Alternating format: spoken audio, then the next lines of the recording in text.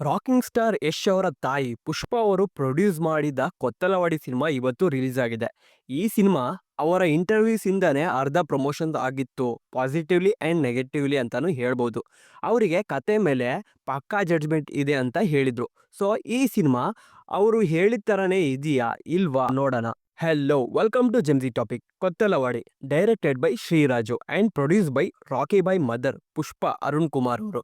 ಪೃಥ್ವಿ ಎಂಬರವರು back to back ಸಿನಿಮಾಗಳು ಅಷ್ಟು ಚೆನ್ನಾಗಿ ಬಾಕ್ಸ್ ಆಫೀಸಲ್ಲಿ ಪರ್ಫಾರ್ಮ್ ಮಾಡಿರಲಿಲ್ಲ. ಈ ಸಿನಿಮಾದಿಂದ ಅವರ ಕಂಬ್ಯಾಕ್ ಆಯ್ತಾ. ಸಿನಿಮಾದ ಸ್ಟೋರಿ ಚೆನ್ನಾಗಿದೆ. ಕೊತ್ತಲವಾಡಿ ಅನ್ನೋ ಊರಿನಲ್ಲಿ ಮರಳು ದಂಧೆ ಮಾಡ್ತಾ ಇರ್ತಾರೆ. ಊರಿನ ಜನಕ್ಕೆ ದುಡ್ಡಿನ ಆಸೆ ತೋರಿಸಿ ಈ ದಂಧೆ ಮಾಡ್ತಾ ಇರ್ತಾರೆ. ಅಲ್ಲಿ ಕೆಲ ರಾಜಕೀಯ ಆಟಗಳು ನಡೀತಾ ಇರ್ತವೆ. ಇದು ಹೀಗೆ ನಡೆಯುತ್ತಾ ಜನ ಇದನ್ನ ಸ್ಟಾಪ್ ಮಾಡೋಕ್ಕೆ ಟ್ರೈ ಮಾಡ್ತಾರಾ ಇಲ್ವಾ, ಇದರ ಮಧ್ಯೆ ಹೀರೋ ಮಧ್ಯೆ ನಡೆಯುವಂಥ ಕಾನ್ಫ್ಲಿಕ್ಟ್ಸ್ಗಳು, ಈ ಹೋರಾಟಗಳು ಈ ಸಿನಿಮಾದ ಸ್ಟೋರಿ ಪ್ಲಾಟು ಇದು ತುಂಬ ರಿಯಲಿಸ್ಟಿಕ್ ಅಂತಲೂ ಅನ್ಸುತ್ತೆ. ಯಾಕಂದರೆ ನಮ್ಮ ಸುತ್ತಮುತ್ತ ಹಳ್ಳಿಗಳಲ್ಲಿ ಈ ಕತೆ ಈ ಥರದ್ದೇ ನಡೆಯುವಂಥದ್ದು ತುಂಬ ಸಾಮಾನ್ಯ. ಹಾಗೆ ಇಲ್ಲಿ ಬರುವಂಥ ಎಲ್ಲ ಕ್ಯಾರೆಕ್ಟರ್ಸ್ಗಳಲ್ಲೂ ತೂಕ ಅಂತೂ ಇತ್ತು. ಹಾಗೆ ಅವರ ಪರ್ಫಾರ್ಮೆನ್ಸಲ್ಲೂ ಕೂಡ.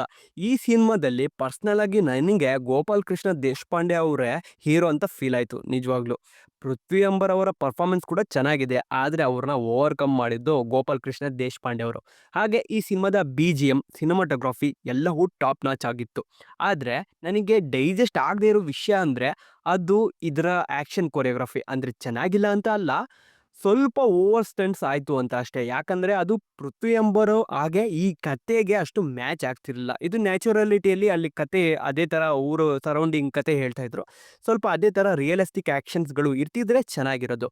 ಇದು ಒಂದು ಫ್ಯಾಮಿಲಿ ಸಮೇತ ನೋಡೋಂಥ ಸಿನಿಮಾ. ಸೂ ಫ್ರಮ್ ಸೋ ನಡುವೆ ಇದು ಒಂದು ಒಳ್ಳೆ ಸಿನಿಮಾ ಅಂತಲೇ ಹೇಳ್ಬೋದು. ನೀವು ಈ ಸಿನಿಮಾ ನೋಡಿದರೆ ನಿಮಗೆ ಹೇಗೆ ಅನ್ನಿಸ್ತು ಅಂತ ನನಗೆ ಕಮೆಂಟ್ ಬಾಕ್ಸಲ್ಲಿ ತಿಳಿಸಿ.